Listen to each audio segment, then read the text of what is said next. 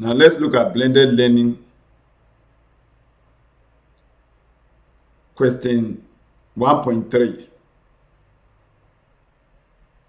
Which one of the following would have the effect of lengthening the working capital cycle? It will make the working capital cycle to be lengthened.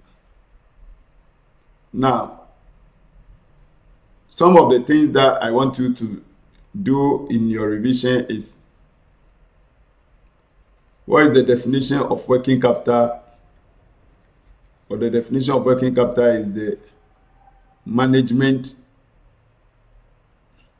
working capital management. What is the definition of working capital management? The management of our current asset and current liability to achieve a balance between profitability and liquidity.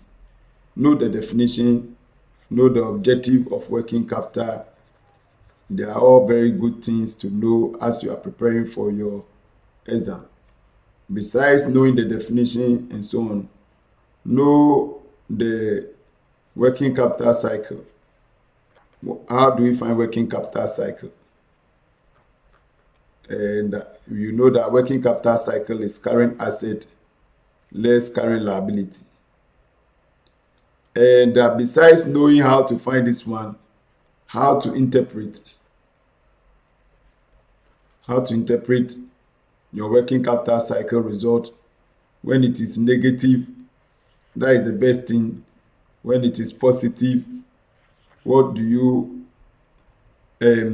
think could be the reason why it's positive? Then why would the working capital be negative or positive? Because of the elements, because of the nature of the business, because of competition and so on. Know how to find your working capital cycle. Another thing is to also know very, very important aspect of the syllabus, which is over trading, and how we can assess whether a company is over trading. What are the symptoms of over trading? Not forgetting also reviewing what we mean by over capitalization. So there are quite some few important things to look at when you are looking at working capital under the introductory part before you go to the different elements of working capital. These are very, very important things to do as you revise your syllabus and or you prepare for your exams. Now, let's come to the substantive question. What will have the effect of lengthening the working capital cycle? Now, the working capital cycle is current assets, which is made up of inventory and then trade receivables. Then current liability, which is made up of trade payables. So inventory, you add receivable, you take payable, you either get negative or a positive result for your working capital cycle. Now, if ever you have to reduce the working capital cycle, to reduce it, then you are looking at the current asset declining, current liability going up. Mathematically, that is the way that you can reduce your working capital cycle.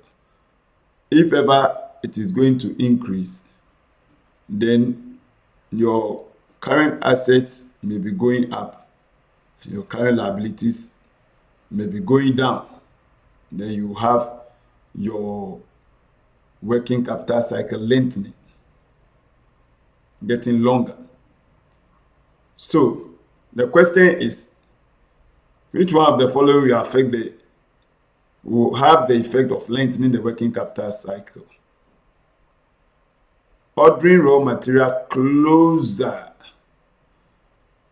to the date they are needed in the factory. So you hold inventory for a short period. That is reducing this one. So this we often will call it just in time. It is close to what we call just in time, when you order the raw material just when you need. So you want to reduce the inventory days, and that will eventually reduce the working capital cycle, not lengthening it. Now, if you increase credit limit given to customers, so customers will pay longer. They will take longer period. So you see you are increasing here. It will take longer and longer and longer. And if it will take longer, then you are increasing your trade receivable days. And this will lengthen the working capital cycle. When you delay payment to suppliers, it means that suppliers or trade payable days will increase and increase. And that means that you are reducing your working capital cycle, especially if it's within the agreed trade payable days, and increasing the turnover of finished goods inventory. So we have the answer to be B.